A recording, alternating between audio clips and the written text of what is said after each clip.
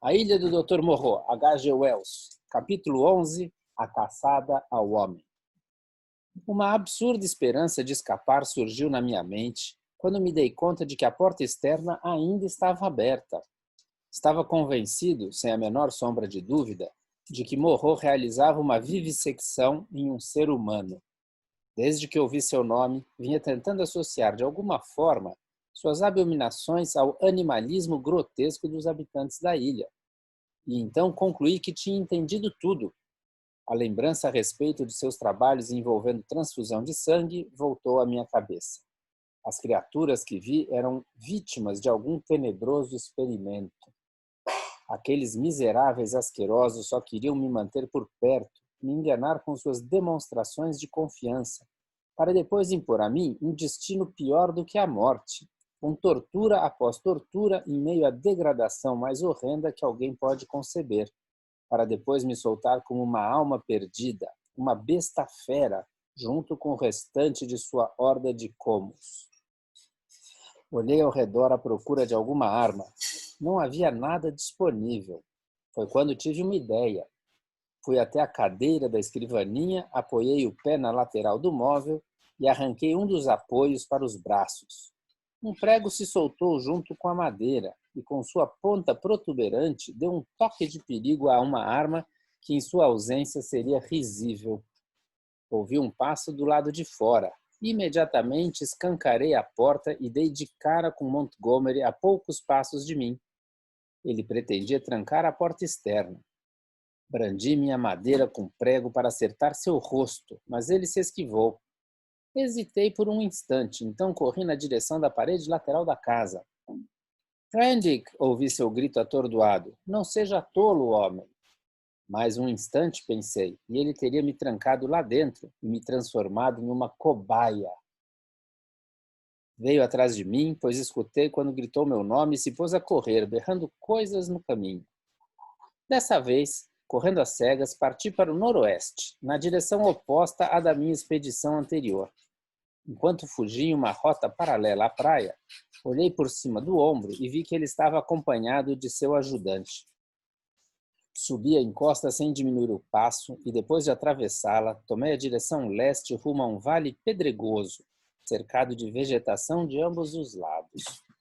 Corri mais ou menos 1,5 km, sentindo o peito arder, a pulsação disparada nos ouvidos. Então, quando notei que não ouvia mais os passos de Montgomery, nem de seu homem, e me sentia à beira da exaustão, mudei de direção bruscamente rumo à praia, ao que parecia, e fui me esconder em um bambuzal. Fiquei escondido por um bom tempo, assustado demais para me mover e até para tentar elaborar um plano. O cenário selvagem diante de mim repousava silenciosamente sob o sol. E o único som por perto era o zumbido fraco de alguns mosquitos que descobriram a minha presença. Em seguida, notei outro som distante e constante, o vai-vem das ondas na praia. 1 hora depois, escutei Montgomery gritando meu nome à distância, mais ao norte. Isso me fez pensar que era preciso elaborar um plano. De acordo com minha interpretação, a ilha era habitada apenas pelos 2 praticantes da vivissecção e suas vítimas animalizadas. Algumas delas, sem dúvida, eles poderiam recrutar para alguma retaliação contra mim, caso se revelasse necessário. Eu sabia que tanto Moreau como Montgomery andavam com revólveres, e a não ser por um pedaço de pau com um prego na ponta, um simulacro de tacape, eu estava desarmado. Enquanto me escondia, comecei a pensar em comida e bebida, e nesse momento o caráter desolador da minha situação ficou claro para mim. Não havia como conseguir o que comer. Eu não tinha conhecimento suficiente sobre botânica para descobrir raízes ou frutas das quais me alimentar. Não sabia como caçar os poucos coelhos soltos pela ilha. Quanto mais eu pensava, mais as perspectivas pareciam sombrias. Por fim, movido pelo desespero, meus pensamentos se voltaram para os homens e animais que encontrei. Tentei me lembrar de algo neles que pudesse me dar esperanças. Recordei todos que vi à procura de algum sinal auspicioso na memória. Ouvi então os latidos de um cão de caça, o que me alertou para a presença de um novo perigo. Não podia continuar pensando por muito tempo. Caso contrário, eles me pegariam. Então, lançando mão do pedaço de pau com prego, saí em disparada do meu esconderijo na direção do barulho do mar. Lembro que atravessei um arbusto espinhoso que cortava como canivete. Saí do outro lado sangrando e com as roupas rasgadas, na beira de um longo riacho que corria para o norte. Continuei firme na direção das ondas, atravessando a correnteza sem hesitação, com água até os joelhos. Por fim, saí cambaleando do outro lado e, com a pulsação disparada nos ouvidos, me escondi no meio de umas samambaias para ver o que acontecia. Escutei o cão, era apenas um, se aproximando e soltando um ganido quando passou pelos espinhos. Então, não ouvi mais nada e concluí que tinha escapado.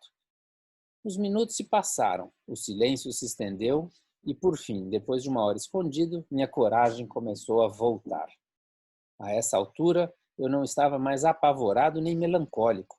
Já havia superado o limite do pavor e do desespero. Sentia que minha vida estava praticamente perdida, o que me convenceu de que era capaz de qualquer coisa. Surgiu até um certo desejo de me ver cara a cara com um horror. E enquanto chapinhava na água, lembrei que em caso de desespero ainda havia uma última forma de escapar dos tormentos que me aguardavam. Eles não tinham como impedir que eu me afogasse. Senti vontade de fazer isso naquele momento. Porém, um estranho desejo de viver aquela aventura até o fim e um interesse inusitado de ser espectador da minha própria história me impediram. Alonguei-me, sentindo os membros doloridos pelos ferimentos provocados pelos espinhos, e olhei ao redor. Nesse momento, de forma tão repentina, que parecia saltar do meio das árvores, meus olhos identificaram um rosto negro que me observava. Reconheci a criatura simiesca que fora receber a lancha na praia. Estava trepado no tronco oblíquo de uma palmeira. Peguei meu pedaço de pau e levantei-me para encará-lo. Ele começou a tagarelar. Você. Foi tudo que consegui entender a princípio. Em um movimento súbito, ele desceu da árvore e começou a afastar a vegetação para me observar melhor. Não sentia repugnância pela criatura que experimentei nos meus encontros com outros homens-bichos. Você, ele falou, no barco. Tratava-se de um homem, portanto, pelo menos tão humano quanto o ajudante de Montgomery, pois sabia falar. Sim, respondi, vim de barco, de um navio. Ah, ele falou, e seus olhos reluzentes e inquietos percorreram o meu corpo, passando pelas minhas mãos, pelo porrete que eu carregava, pelos meus pés, pelos rasgos nas minhas roupas e os arranhões e cortes sofridos nos espinheiros. Ele parecia perplexo com alguma coisa. Seus olhos se voltaram para as minhas mãos. Ele estendeu as suas e contou os dedos devagar. 1, 2, 3, 4, 5. É? Não entendi o significado daquilo. Mais tarde descobri que grande parte dos homens-bichos tinham mãos mal formadas, nas quais faltavam às vezes até 3 dedos. Imaginando que se tratasse de uma espécie de saudação, fiz a mesma coisa em resposta. Seus olhos inquietos examinaram os arredores outra vez. Com um movimento ágil, ele desapareceu. As samambaias que afastou voltaram a se juntar. Fui correndo atrás dele e fiquei perplexo ao vê-lo pendurado tranquilamente por um braço fino em um cipó sob a copa das árvores. Estava de costas para mim. Olá, falei. Ele desceu com um salto, contorcendo o corpo no ar e se colocando diante de mim. Queria saber onde posso encontrar algo para comer. Comer? Repetiu ele. Comer comida de homem agora. Seus olhos se voltaram de novo para os cipós. Em cabanas. Mas onde ficam as cabanas? Ah, sou novo aqui, você sabe. Ele se virou e saiu andando com um passo acelerado. Venha, ele falou. Fui atrás dele para continuar vivendo aquela aventura.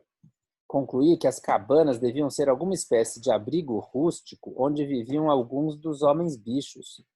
Talvez eu descobrisse que eram amigáveis e encontrasse alguma forma de me comunicar com eles.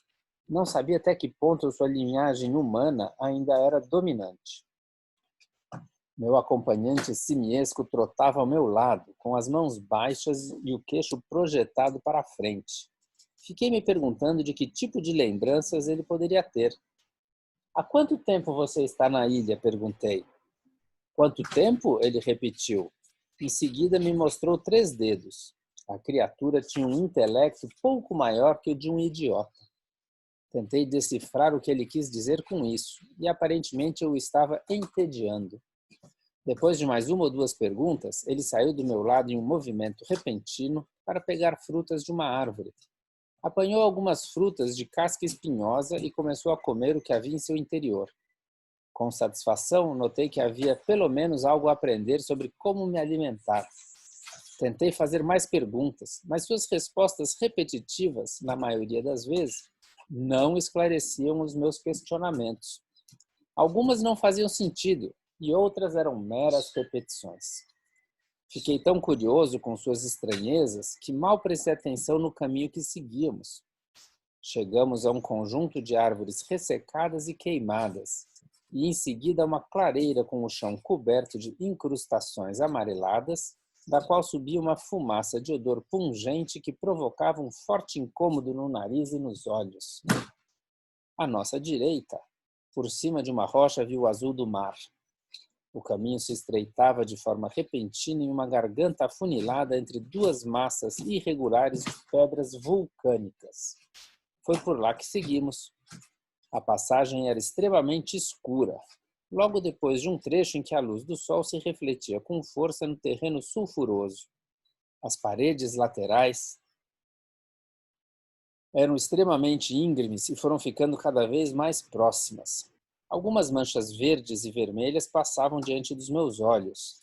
Meu guia parou de repente. Casa, ele disse, e eu me vi no fundo de um precipício onde para mim a escuridão era total. Ouvi alguns barulhos estranhos e levantei a mão esquerda aos olhos. Senti um odor desagradável, como de uma jaula de macaco que não tinha sido limpa. Mais adiante, a rocha se abria de novo de forma gradual em uma área ensolarada e coberta de vegetação. E de ambos os lados, o facho de luz ia se tornando cada vez mais estreito até chegar à penumbra do centro da passagem. Capítulo 12. Os ditadores da lei.